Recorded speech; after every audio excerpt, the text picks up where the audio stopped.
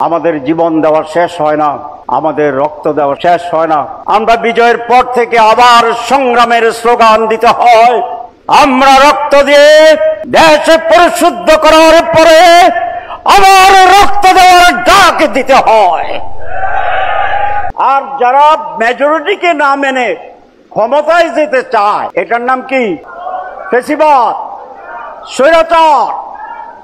আমাদের বন্ধুরা যখন বলে যে আমরা ক্ষমতায় গিয়ে এটা পূরণ করব, তখন আমি খুব ভয় পাই। কেন ভয় পাই? আপনারা যে ক্ষমতায় যাবেন, এই গ্যারান্টি পেলেন কোথায়? এই গ্যারান্টি তো হাসিনা পাইছিল। হাসিনা আগেও জানতো ভোট ছাড়া আমি এমপি, আমি সরকার, সেটা সেই জন্য সে আগে বলে দিত। 41 পর্যন্ত সে প্ল্যানিং ঘোষণা করে দিছে। তাহলে আপনারা যে যাইবেন, যাইয়া করবেন, এই গ্যারান্টি কোথায় পেলেন? এখানে ষড়যন্ত্রের গন্ধ পাওয়া যায়, একটি ব্ল্যাক পরিকল্পনার গন্ধ পাওয়া যায়। যেন তেনভাবে ভোট কেটে নির্বাচন হওয়ার আর একটি গন্ধ পাওয়া যায়। আপনারা ভাবছেন আপনারা ফজরের পরে 8টার আগে সেই অবস্থায় চলে যাবেন, ভোট শেষ হয়ে যাবে। এটা হবে না, এটা হবে না। কেন হবে না? জনগণ, যে জনগণ আপনাদেরকে গদিতে বসাইছে, সেই জনগণ এখনো মরে নাই, চেতনা যায় নাই। অনেকে ভাবছেন আমরা বিভক্ত হয়ে গেছি আর চেতনা নাই। আছে, যদি না থাকতো শেখ হাসিনা টুস করছে আর 32 নম্বর শেষ। আরো 5 মাস আছে, আরো অনেক চাঁদাবাজি আছে, আরো অনেক দখল আছে, আরো অনেক পাথর দিয়ে মানুষকে জীবিত মারি ফেলা আছে। এগুলো কি হইব না হইতো না? সম্ভাবনা আছে, সম্ভাবনা আছে। পার্সেন্টেজ কমবো ইনশাআল্লাহ, ইনশাআল্লাহ।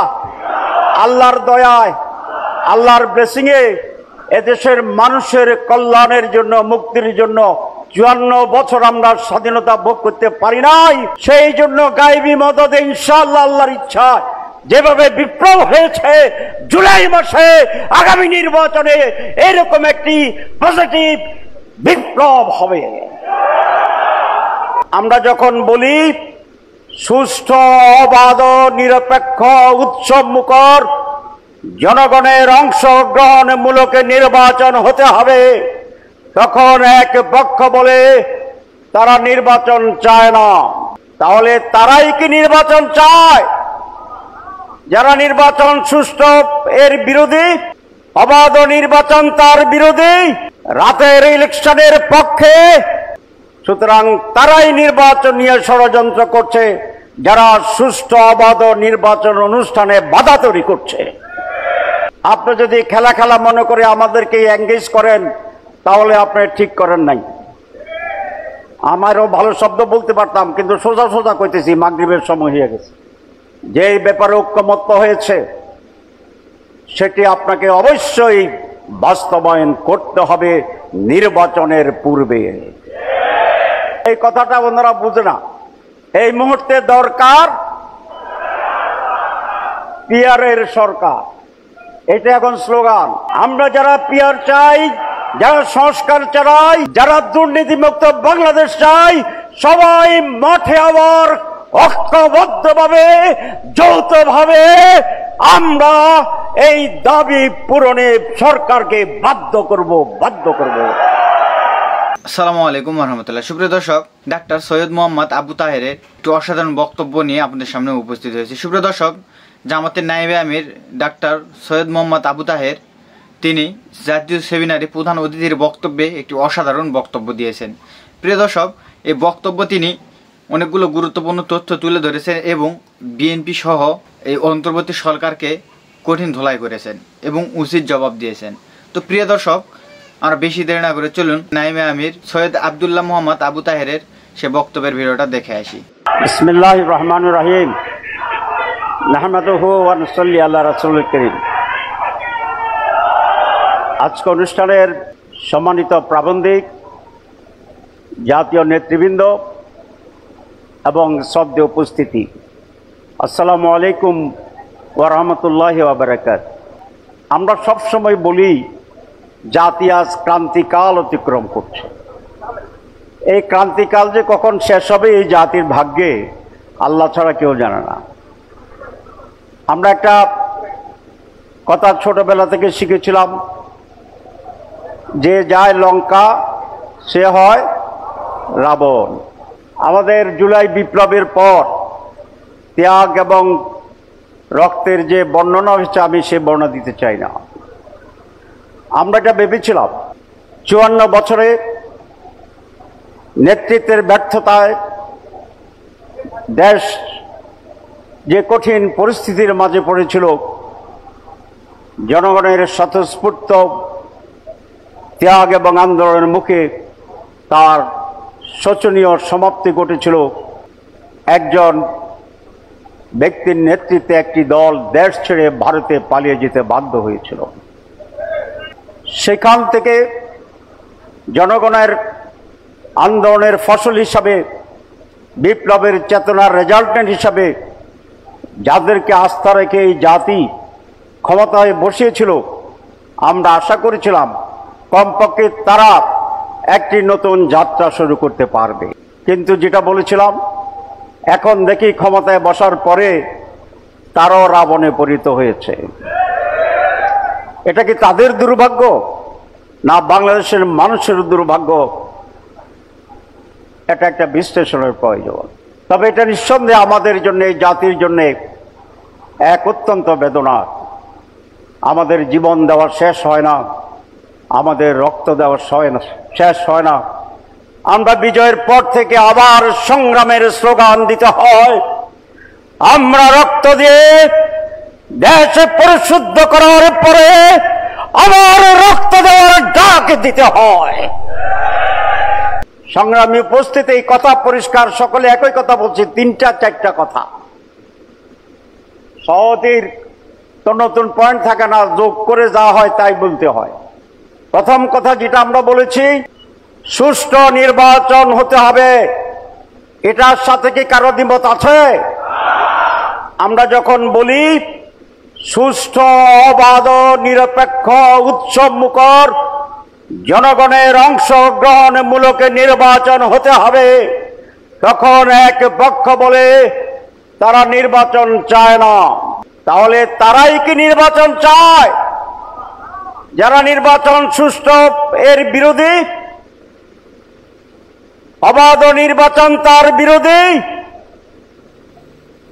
রাতের ইলেকশনের পক্ষে, সুতরাং তারাই নির্বাচন নিয়ে ষড়যন্ত্র করছে, যারা সুষ্ঠু অবাধ নির্বাচন অনুষ্ঠানে বাধা তৈরি করছে।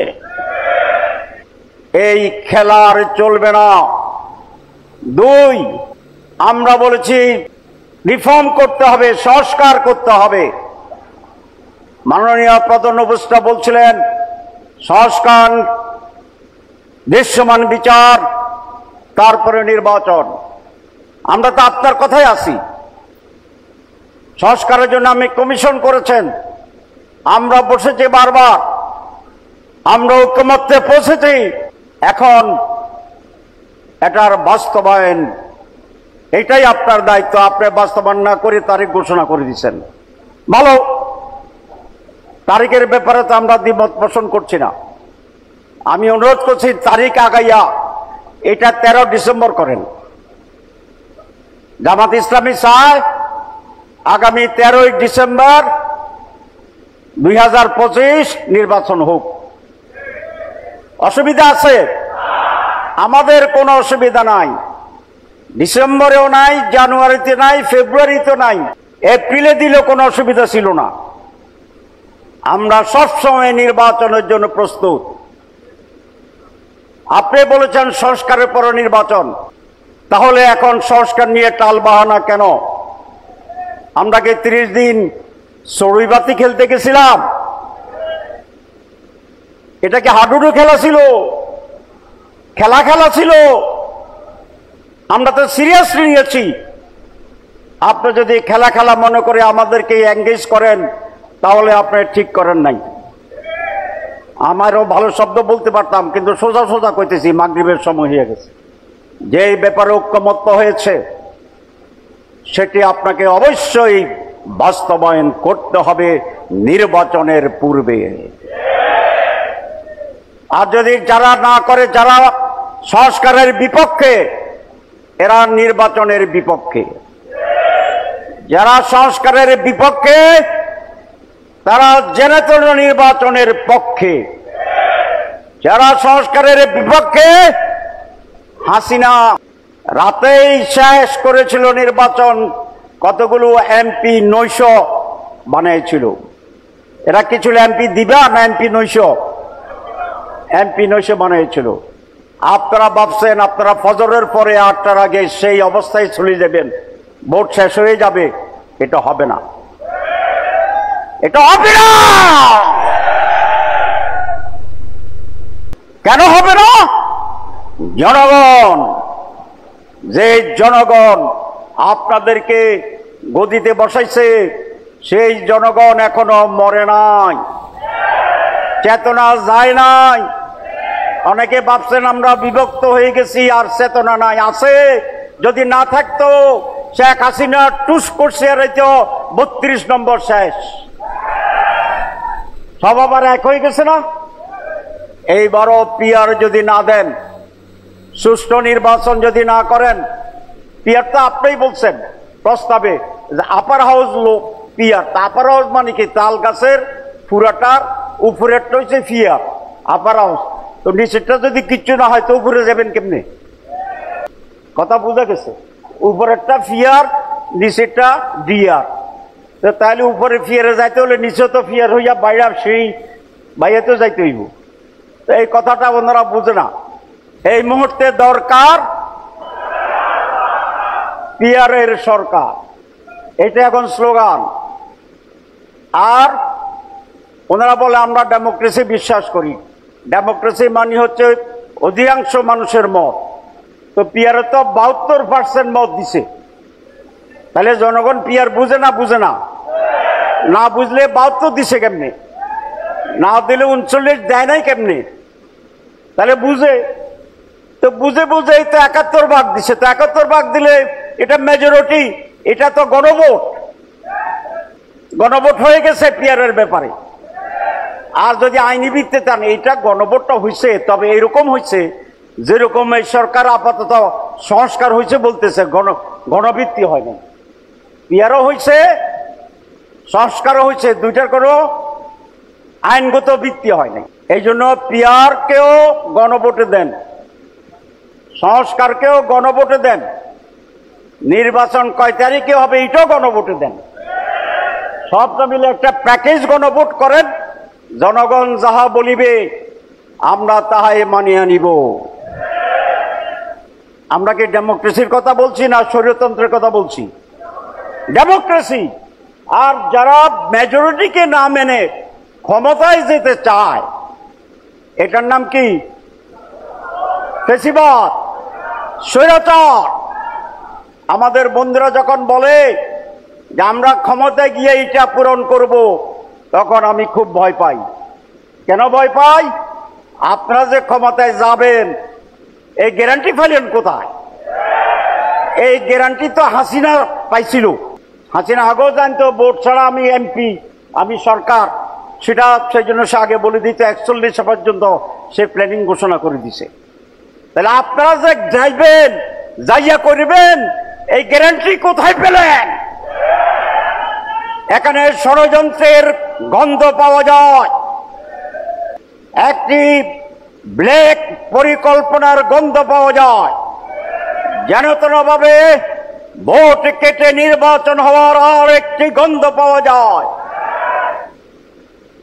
আপনারা যাবেন, প্রথম আমারও একটা সন্দেহ ছিল, বোধহয় যাইতেও পারে। এখন কতগুলো সার্ভে হয়েছে, সার্ভে বুঝেন, জনমত যাচাই।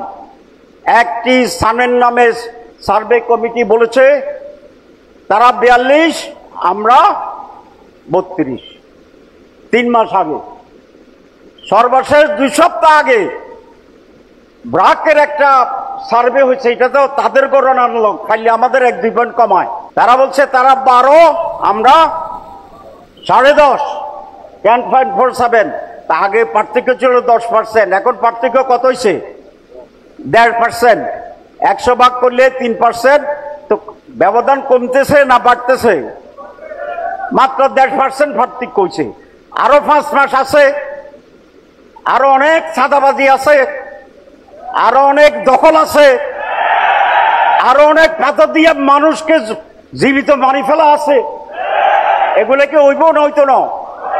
সম্ভাবনা আছে, সম্ভাবনা আছে। পার্সেন্টেজ কমবো ইনশাআল্লাহ। তার সাথে এই যে এখানে আছি বলছে সব যদি যোগ হয় তাহলে এখনো প্রায় কাঁধে কাঁধ, সমানে সমান। আর যদি একটা বাড়ে আর একটা কমে তো পাল্লা এরকম হইতে পারেনি। এখানে আমাদের সেক্রেটারি বলছেন, ওরা বলছেন দেখেন তারা দেখেন নাম পড়তাম যে একদিক থেকে সব মেজর দল, 7টা মেজর দল আছে। এটা আমার লাস্ট কথা, নোটিশ দিতে হবে না। লাস্ট কথা হচ্ছে এই 7টা মেজর দল বাংলাদেশে। একটার নাম বিএনপি, একটার নাম জামাত ইসলাম, একটার নাম ইসলামী আন্দোলন, একটার নাম এনসিপি, একটার নাম আমাদের বাচ্চাবাদের ইসলামী খেলাফত মজলিস, 2-3 যেটাই আছে, নেজামে ইসলাম, তারপরে খেলাফত মজলিস, এরপরে বাংলাদেশ খেলাফত মজলিস, এরপরে খেলাফত আন্দোলন, এরপরে গণ অধিকার, এনসিপি, সবগুলা যোগ, শুধু একটা দল বাইরে আছে, সেই দল ভার্সাস আর সব প্রধান দল এক কাতারে। তাইলে তাইলে আল্লাহর রহমতে, বলেন আল্লাহর রহমতে, ইনশাআল্লাহ, আল্লাহর দয়ায়, আল্লাহর ব্লেসিং এ এদেশের মানুষের কল্যাণের জন্য, মুক্তির জন্য 54 বছর আমরা স্বাধীনতা ভোগ করতে পারি নাই। সেই জন্য গায়েবী মদদে ইনশাআল্লাহ আল্লাহর ইচ্ছা যেভাবে বিপ্লব হয়েছে জুলাই মাসে, আগামী নির্বাচনে এরকম একটি পজিটিভ বিপ্লব হবে। এই সবাইকে ধন্যবাদ। শেষ কথা, আমরা যারা পিয়ার চাই, যারা সংস্কার চাই, যারা দুর্নীতিমুক্ত বাংলাদেশ চাই, সবাই মাঠে আবার ঐক্যবদ্ধভাবে, যৌথভাবে আমরা এই দাবি পূরণে সরকারকে বাধ্য করব। আবার একটা শেষ কথা, কিন্তু আমরা চাই না এত রক্তপাতের পরে আবার উত্তেজনা রাজপথে। আমরা শান্তি চাই, সমৃদ্ধি চাই, সমঝোতা চাই। 2টা প্রস্তাব দিয়ে শেষ করব যেটা আসছে। এক, প্রধান উপদেষ্টা মহোদয়, আপনার প্রতি সুনির্বন্ধ অনুরোধ, নির্বাচন নিয়ে আপনি দলগুলোর সাথে বসেন, আলাপ আলোচনা করেন, একটা রাস্তা বের করেন। আর বিএনপি সহ সকল দলের প্রতি অনুরোধ, মেজর দলগুলো আসেন, আমরা ইন্টার পার্টি দলে দলে ডায়লগ করি, আলাদাভাবে আমরা সকল দিল মিলে রাউন্ড টেবল করি, করে সত্যিকার অর্থে কাঙ্ক্ষিত বাংলাদেশ গড়ার জন্য একটি সুন্দর রাস্তা, সমঝোতায় আমরা আসি এবং উৎসব মুখর একটি নির্বাচন এই জাতিকে উপহার দেওয়ার জন্য চেষ্টা করি। সবাইকে ধন্যবাদ। প্রিয় দর্শক, এখন পর্যন্ত নাইবে আমিরের বক্তব্যের ভিডিওটা দেখলেন। বক্তব্যের ভিডিওটা কেমন লেগেছে অবশ্যই নিচের কমেন্ট বক্সে জানিয়ে দেবেন। এই বলে আজকের ভিডিও এখানে শেষ করছি। ভিডিওটি ভালো লাগলে অবশ্যই লাইক, কমেন্ট, শেয়ার করবেন।